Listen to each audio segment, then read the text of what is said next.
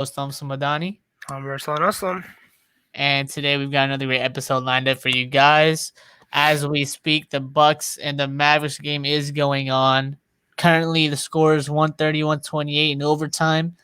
The Mavericks lead. Giannis just hit 2 free throws, and Bledsoe just committed a foul. So we'll keep a track on that game as we go on. But today we got some great topics for you guys.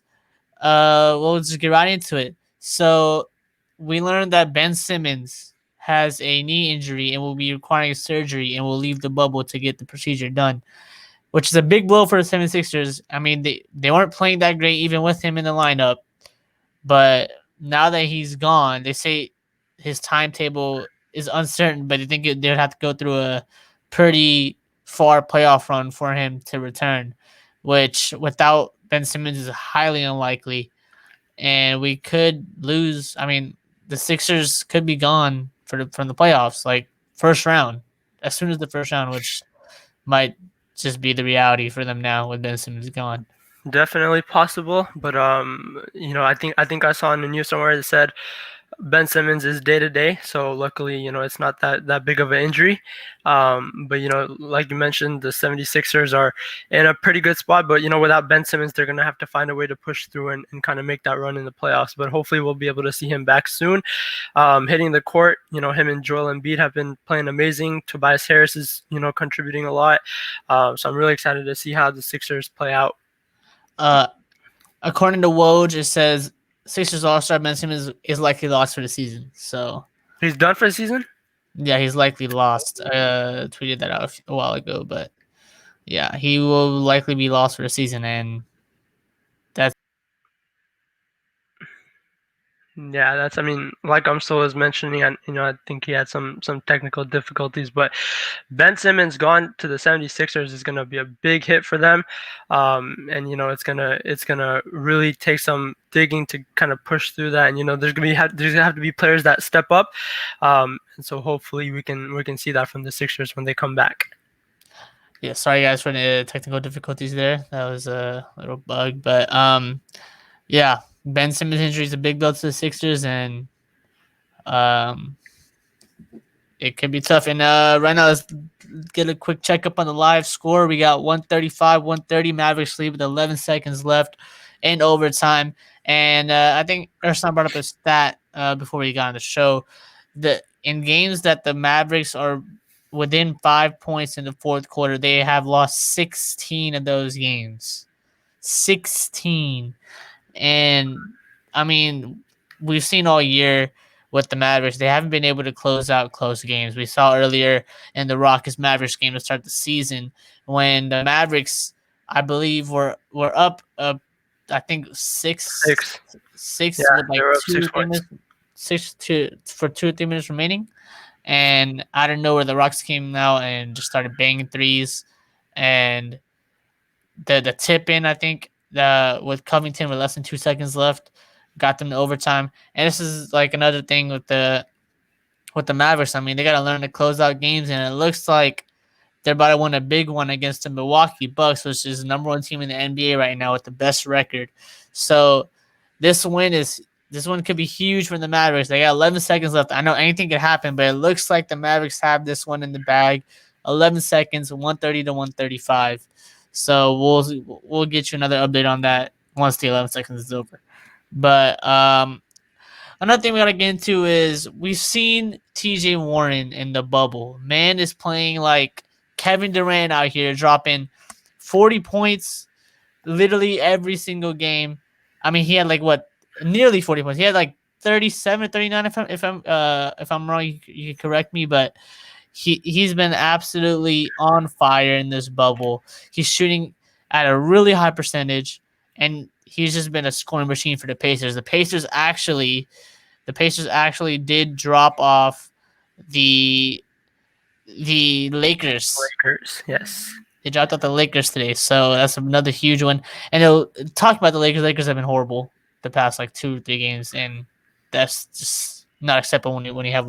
I mean, I know LeBron didn't play against the Rockets, but the Rockets were down Russell Westbrook and Eric Gordon, and the Lakers had Anthony Davis, and Anthony Davis scored 17 points, so that's absolutely ridiculous. But like you mentioned, Umsel, right? You said I know we talked about this a little bit beforehand. You said they don't have anything to play for, right? They locked in that number one seed. Mhm. So I mean, who knows? It might be a smart play on their end. Resting LeBron, resting Anthony Davis, and kind of taking things slow. So who knows? It might be a smart play from Frank Vogel. They don't really care about seeding too much now that they locked in that number one seed. So now it's just time to kind of sit back, relax, and get ready for the playoffs. And I totally agree with you on that one. The Lakers do have nothing to play for, pretty much. So, another update on the score, real quick, before we get into another topic. Finney Smith went to the free throw line with 4.7 seconds left. He hit one of two, made the game 136-132. George Hill missed a three-pointer, and the game ended. The Mavericks pulled off the victory against the Bucks, 136-132. Now that's a huge win for the Mavericks, especially for the confidence, just because they finally were able to close out a game and beat one of the best, if not the best team in the league right now. So beating even, and Giannis did foul out. He had a flagrant foul, actually.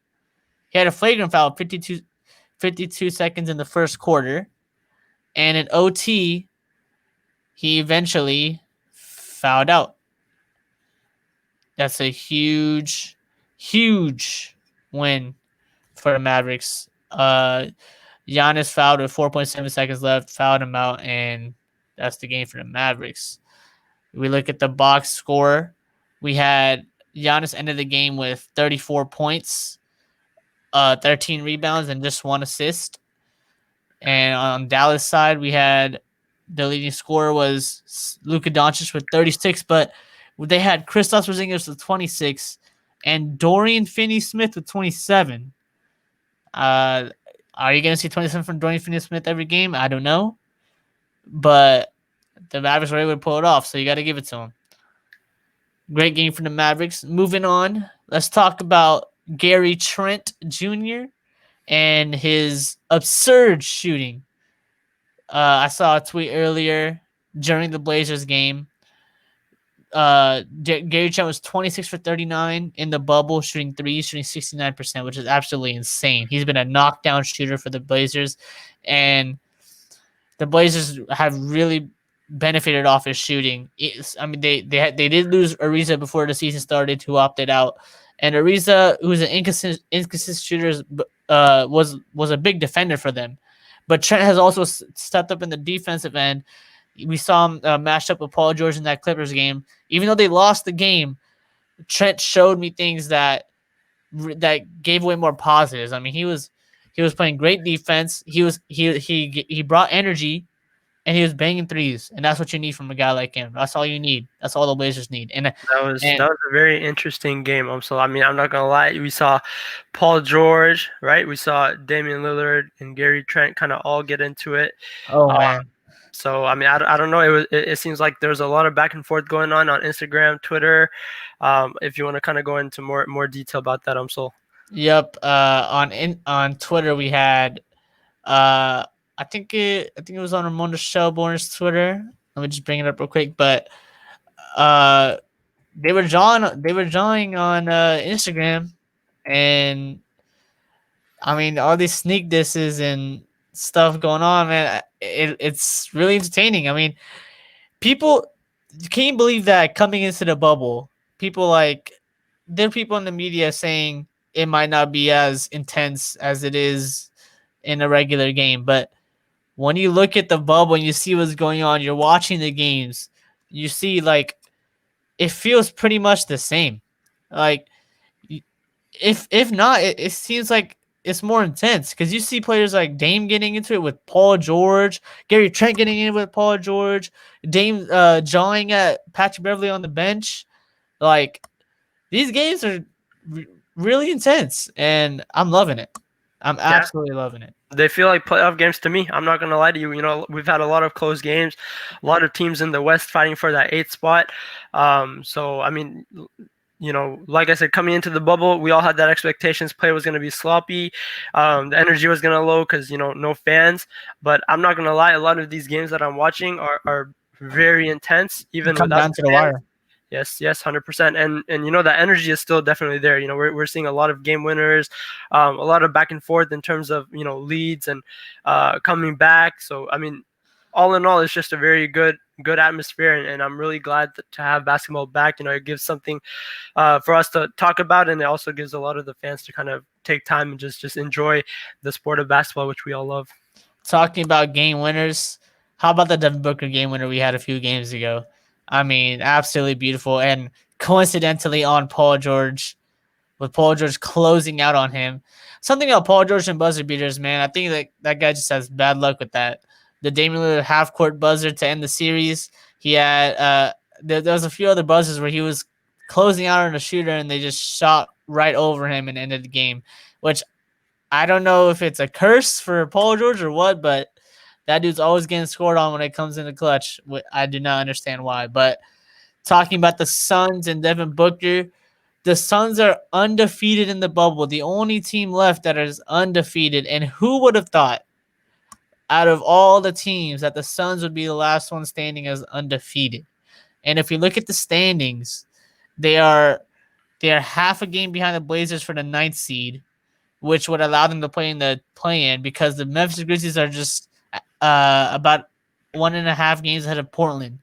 So if the Phoenix Suns were able to somehow overtake the Blazers, which I think is unlikely because the Blazers have been absolutely great. I think they have a better roster than the Suns. But let's say they do. Let's say the Grizzlies drop out of 8th and drop to 10th.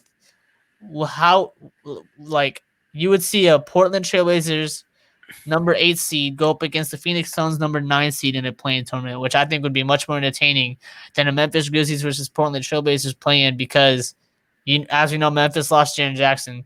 So I feel like Memphis kind of shorthanded, and I don't think they'll be able to keep up with the Blazers. But watching D-Book in the play-in, count me in for that. Count me in He for that for he sure. definitely deserves it. I think Devin Booker is a very underrated player, and Phoenix itself is a very underrated team. I would love to see them, finally be in a contender position to, be in that eighth seed. Um, they're going 5-0 against, and they're not playing some bad teams, right? They've went up against Clippers.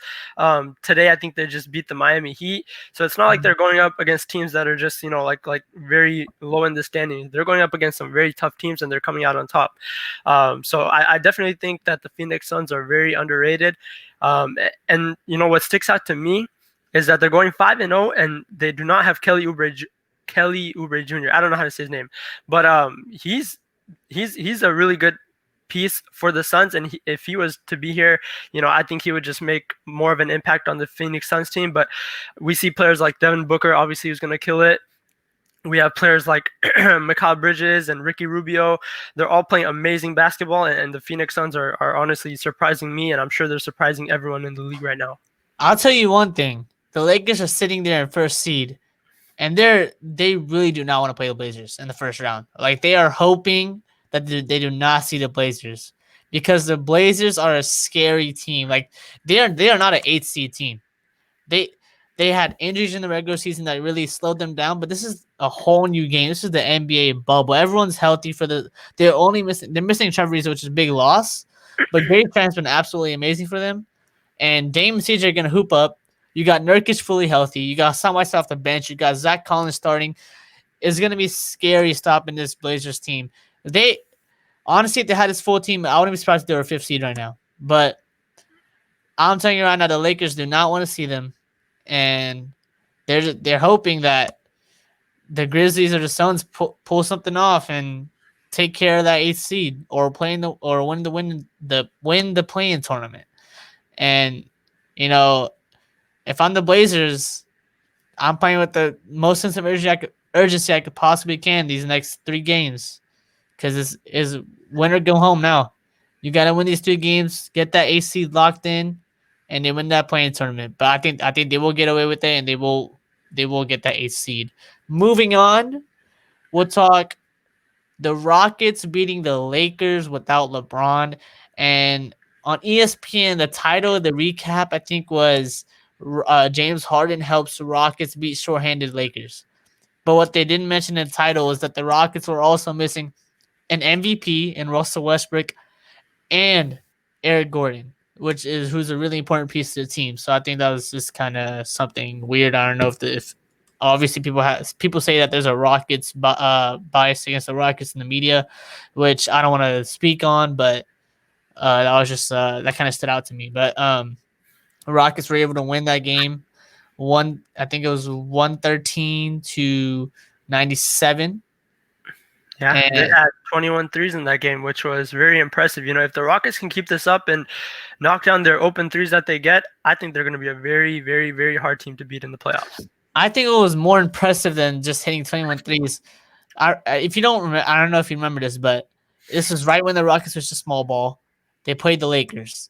Bleacher Report tweeted out a video. It was like a funny video saying this is how PJ Tucker's gonna be able to guard Anthony Davis. It's like Anthony Davis stomping on PJ Tucker or something. But just to mention that Anthony Davis only scored 17 points in that game in the bubble. And people were saying, "Oh, Rockets going small ball. They're not gonna be able to stop the big man like Anthony Davis, Brooke Lopez, Nurkic." But if you watch them play, they are making them work for their shots. Like this team might not be big and might not be able to stop like bigger players, but they slow them down and they make sure that you work for every single shot.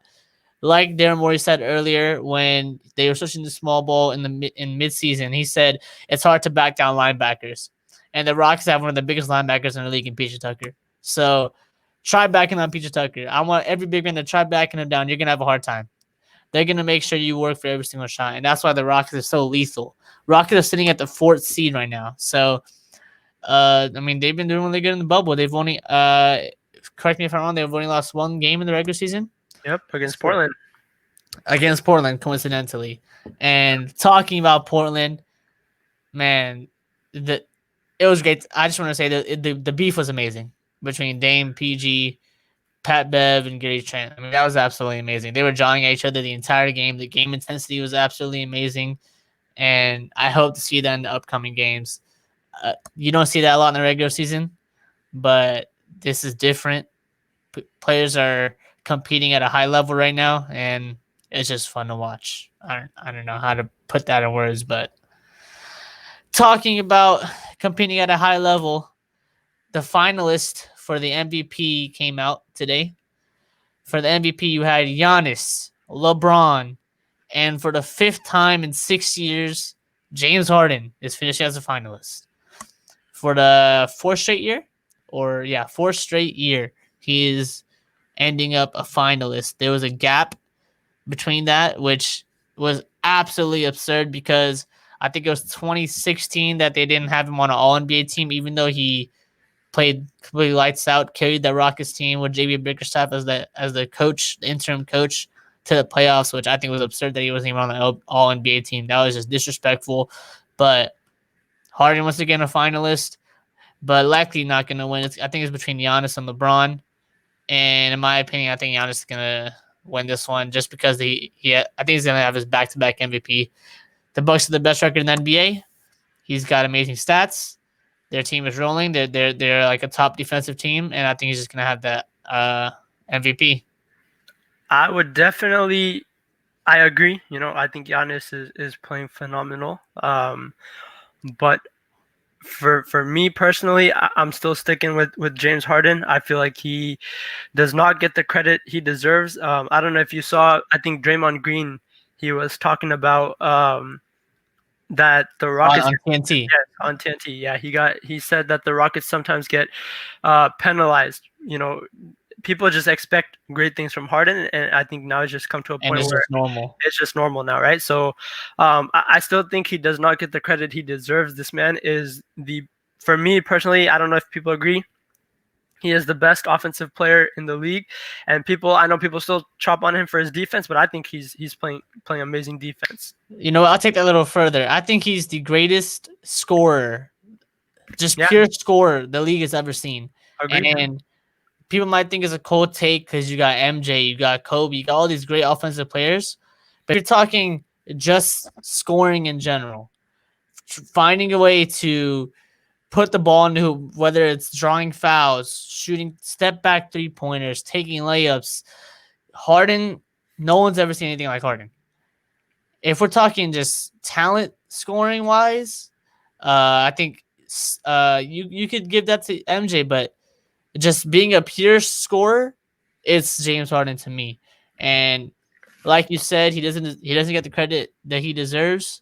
But when it's all said and done, people are gonna appreciate him more. I strongly believe that, and hopefully he can get a ring to add to his resume to go down as one of the greatest players of all time. So we'll see how that works, or we'll see how that turns out.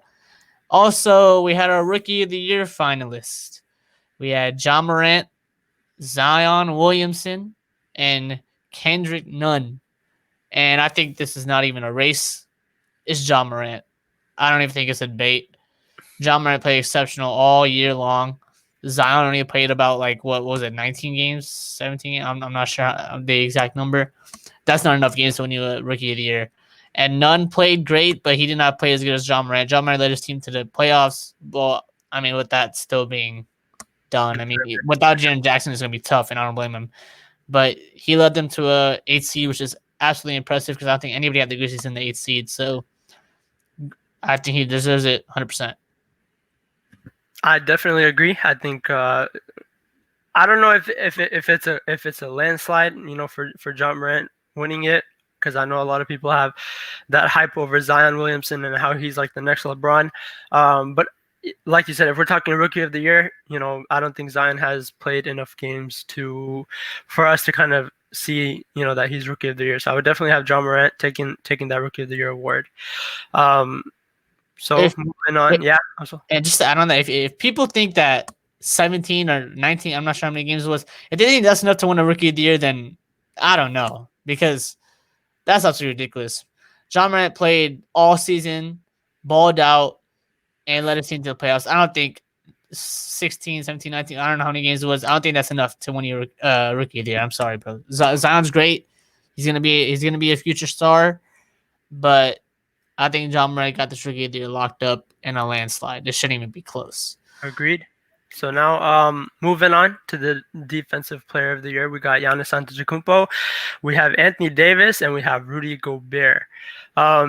Interesting candidates for the Defensive Player of the Years. I think for this one, I would personally go with Anthony Davis. I think he's been spectacular on the defensive end. We've seen a lot of blocks from him. We've seen a lot of great plays.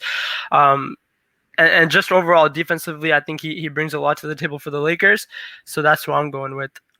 Now, here's where we disagree for the first time in these choices. You know what? I got to go with Giannis. I have to go with Giannis.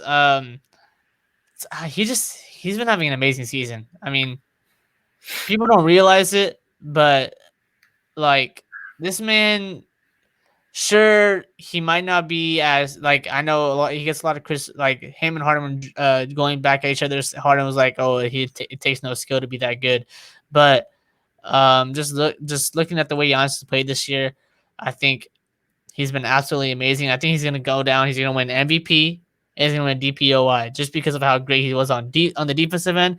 Because just like AD, Giannis is that X factor for the Bucks, and I think the Bucks had the number one rated defense, and the Lakers were like number two, which I think is like insane that they were that close. But I think it's gonna come down to who impacted the defense more. And when I look into it, I think it was Giannis because I mean Giannis on the perimeter is a freak. He is the Greek freak, and in the paint, he's the Greek freak. You're not scoring in the paint, and you're not scoring him on the perimeter. Good luck with that. I think he's a much better perimeter defender than Anthony Davis, but I got to give credit to Anthony Davis also because he's also been absolutely amazing in the bodying people in the paint, getting a lot of block shots, and he's been great too. But I shouldn't bring up one thing deep on the defensive side. You said this earlier, and has nothing to do with Davis Player of the Year. It has to do with the Rockets. James Harden is turning in from a average defender to a pretty good one. And if people haven't realized that yet, I mean, he kind of proved it from the beginning of the season. Russell Westbrook is bringing out another side of James Harden. Because Russell Westbrook has that energy that he brings every single night, no matter if the game matters or not. He will give you a boost that no one else can. It's like he's bringing the best out of Harden. which is what, which is why I'm so bought into the Rockets right now because we haven't seen this side of Harden in a long time. If you watch the Bucks game and look at the stats, James Harden had 6 steals that game against the Bucks in the win against the Bucks, and a lot. And he had to play a key play where he stripped Giannis from getting a layup, and then he had and at the end of the game when Giannis threw that turnover to House, he had a play where he made Giannis throw that pass because Giannis was trying to go in for that layup, but Harden blocked his way to the paint, made Giannis make a ill-advised throw, ill-advised pass, and an easy steal for House. And I think people need to realize how great Harden has been on defense in the bubble and in the regular season as a whole, before the hiatus. And I don't think he's appreciated enough on defense. And I think NBA Twitter trolls are still stuck up on stuff that was left behind in 2012, which I don't understand. So speaking of defense, what do you have to say about Rudy Gobert? You know, he's obviously a candidate for a reason, right? He makes a big impact for the Utah Jazz. Why do you think Rudy Gobert can't win this? Now, here's the thing with Rudy Gobert. I think the Defensive Player of the Year is going to be the closest race out of all the awards. I think it's going to be the closest out of MIP. It's going to be the closest out of MVP. Every other award, I think this is going to be the closest one because if you look at all three finalists, Giannis, AD, Gobert, they all are key players on their team defenses. And Rudy Gobert has already won multiple Defensive Player of the Years, and he's been absolutely great. But if you look at the Jazz, you know, Giannis and the Bucks as a whole have been a better defensive team than the Jazz and the Lakers. So I think that's what it's going to come down to be honest, because all three of these guys are amazing defenders. I mean, they've been absolutely great, and I can't say enough things about them because they've just been amazing. And honestly, I just think it's going to come down to which team's been better defensively, and then the record. And I think that's just Giannis. And Giannis might be one of those players that wins MVP and Defense Player of the Year in 1 year. So got to give it to him. That's about to be a very interesting race, and you know I'm excited to see all these awards being announced. So let's move on. Let's see the NBA Sixth Man Award. Now, this was a very interesting category because we have Montrezl Harrell and we have Lou Williams from the same team. I saw on I believe it was Twitter. I think Dennis Schroeder goes like, so I'm going up against two people from the same team. I thought this was a Sixth Man Award. So this is a very funny category to me. But Got to go, Lou. I honestly agree. Yeah, I would go with Lou Williams as well. I think he's been amazing off the bench for the Clippers, and he's a key part of the Clippers offense. You know, you have Paul George, you have Kawhi Leonard, but when one of them sits out, or if both of them sits out, you know, you're gonna need someone to get that offensive scoring, and Lou Will provides that.